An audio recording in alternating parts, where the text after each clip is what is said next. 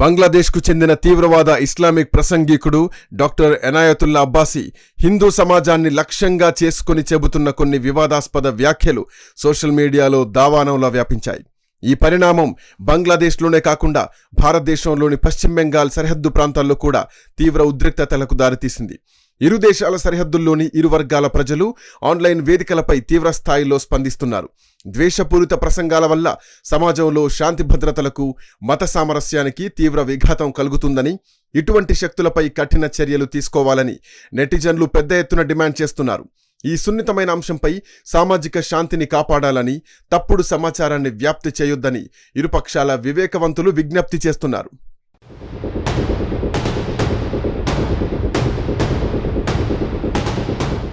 Doctor Enayatullah Abbasi బంగ్లాదేశ్లో అత్యంత ప్రజాదరణ కలిగిన, అదే సమయంలో తీవ్రమైన వివాదాస్పద ఇస్లామిక్ మత ప్రసంగికుడు. బంగ్లాదేశ్లో మతపరమైన సభలు నిర్వహించి భావోద్వేగపూరిత ప్రసంగాల ద్వారా భారీగా అనుచరుల్ని సంపాదించుకోవడం ఇతని శైలి. హెలికాప్టర్లో సభలకు రావడం వల్ల ఇతనికి స్థానికంగా హెలికాప్టర్ హుజూర్ అనే పేరు కూడా ఉంది. అయితే అబ్బాసీ ప్రసంగాలు కేవలం మత బోధనలకు పరిమితం కాకుండా తీవ్రమైన మతోన్మాదం, ద్వేషాన్ని రగిల్చే విధంగా ఉంటాయని అంతర్జాతీయ రక్షణ సంస్థలు, మానవ హక్కుల సంఘాలు చాలా కాలంగా హెచ్చరిస్తున్నాయి. బ్రిటన్ వంటి అభివృద్ధి చెందిన దేశాల పర్యటనల సమయంలో కూడా ఇతని పాత ద్వేషపూరిత వీడియోలు అంతర్జాతీయంగా చర్చనీయాంశమయ్యాయి. అబ్బాసీ తరచుగా తన ప్రసంగాల్లో గజ్వాయే హిందూ, భారతదేశంపై ఇస్లామిక్ దండయాత్ర, జిహాద్ వంటి అంశాలను ప్రస్తావిస్తూ తీవ్రమైన హిందూ వ్యతిరేక, భారత వ్యతిరేక భావజాలాన్ని నూరిపోస్తున్నాడనే ఆరోపణలు ఉన్నాయి.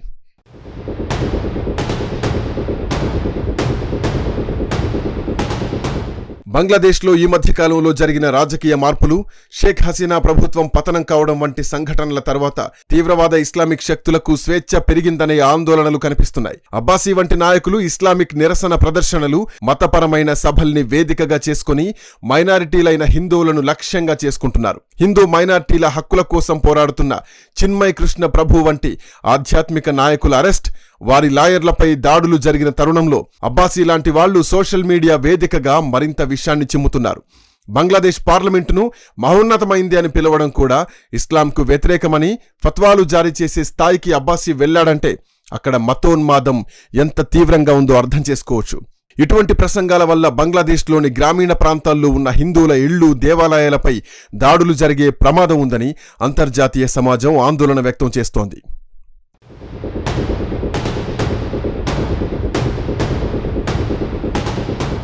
కేవలం ఎనాయతుల్లా అబ్బాసీ మాత్రమే కాకుండా బంగ్లాదేశ్లో సరిహద్దు అవతల భారతదేశాన్ని, ప్రధానమంత్రి నరేంద్ర మోదీని, భారతీయ జనతా పార్టీని తీవ్రంగా వ్యతిరేకిస్తూ హిందూ వ్యతిరేక సెంటిమెంటును రగిలిస్తున్న కొంతమంది నేతలు, సంస్థలు క్రియాశీలంగా ఉన్నాయి. అందులో ఒకరైన ముఫ్తీ కాజీ ఇబ్రహీం కూడా బంగ్లాదేశ్లో తీవ్రమైన భారత వ్యతిరేక ప్రసంగాలు చేసే వ్యక్తిగా గుర్తింపు పొందారు. భారత్లో జరిగే ప్రతి పరిణామాన్ని ఇస్లాంకు వ్యతిరేకమైందిగా చిత్రీకరిస్తూ భారతదేశంపై యుద్ధం ప్రకటించాలనే విద్వేషపూరిత వ్యాఖ్యానాలు ఆయన చేస్తూ ఉంటారు.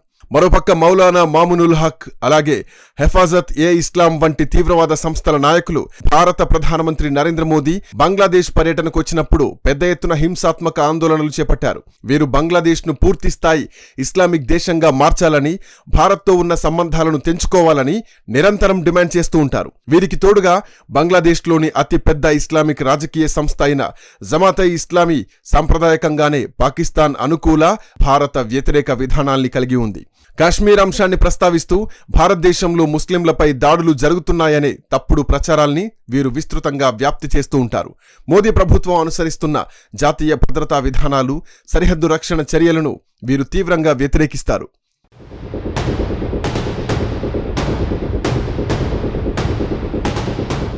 అబ్బాసీ వంటి నాయకుల ప్రసంగాలు కేవలం బంగ్లాదేశ్కే పరిమితం కాలేదు. సరిహద్దు దాటి భారతదేశంలోని పశ్చిమ బెంగాల్, అస్సాం వంటి రాష్ట్రాల్లో కూడా సామాజిక ఉద్రిక్తతలకు కారణమవుతున్నాయి.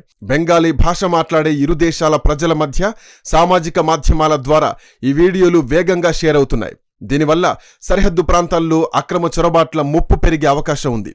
బంగ్లాదేశ్లో ఇస్లామిక్ శక్తులు బలీయం కావడం వల్ల అక్కడి హిందువులు ప్రాణభయంతో పశ్చిమ బెంగాల్ సరిహద్దుల వైపొచ్చే అవకాశం ఉంది. అదే సమయంలో ఈ గందరగోళాన్ని ఆసరాగా చేసుకుని ఉగ్రవాద మూకలు కూడా భారత్లోకి చొరబడే ప్రమాదం ఉందని నిఘా వర్గాలు హెచ్చరిస్తున్నాయి.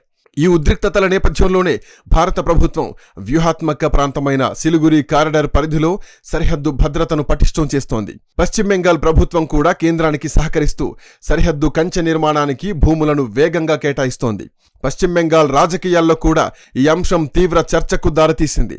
కొన్ని శక్తులు ఈ మతపరమైన ఉద్రిక్తతల్ని రాజకీయ ప్రయోజనాల కోసం వాడుకోవాలని చూస్తుండగా, నెటిజన్లు మాత్రం శాంతిని కాపాడాలని కోరుతున్నారు.